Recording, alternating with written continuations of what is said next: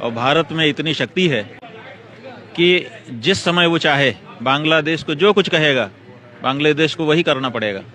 लेकिन भारत कुछ कह ही नहीं पा रहा है।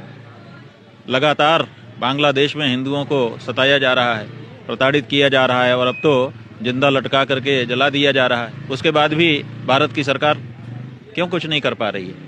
तो भारत की सरकार अपनी शक्तियों का प्रयोग नहीं कर रही है। तो आज देखिए भारत की तरफ भगाई गई शेख हसीना, वो भारत में आ गई भाग करके। आपने उनको 1 दिन 2 दिन 4 दिन शरण दे दिया होता, उतना भी चल जाता, लेकिन आपने लगातार उनको यहाँ पर रखा हुआ है।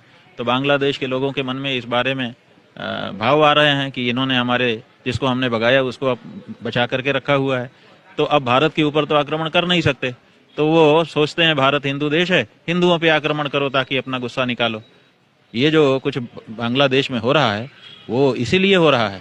मूल कारण ये है, बाकी तो बहुत सारे दूसरे कारण अवान्तर होते ही हैं, लेकिन मूल कारण ये है। शुरू में ही हम लोगों ने कहा था कि शेख हसीना को 2-4 दिन से ज़्यादा यहाँ नहीं रखना चाहिए, उनको फिर कह देना चाहिए कि आप कोई अच्छी शरण स्थली ढूंढ लो।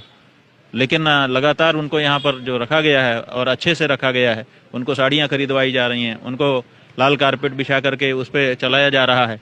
ये सब चित्र जब बांग्लादेश में जाते हैं तो जिन लोगों ने भगाया है उनको अच्छा नहीं लगता है। रणनीतिक भूल है यहाँ पर, कहीं ना कहीं हम भूल रहे हैं, जो कि सही नहीं है। और दूसरे इतनी बड़ी घटनाएं हो जा रही हैं, जिंदा जला दिया जा रहा है, पेड़ से लटका दिया जा रहा है, और उसके बाद भी भारत की सरकार हाथ पे हाथ धरे बैठी है। ये दोनों बातें ठीक नहीं है।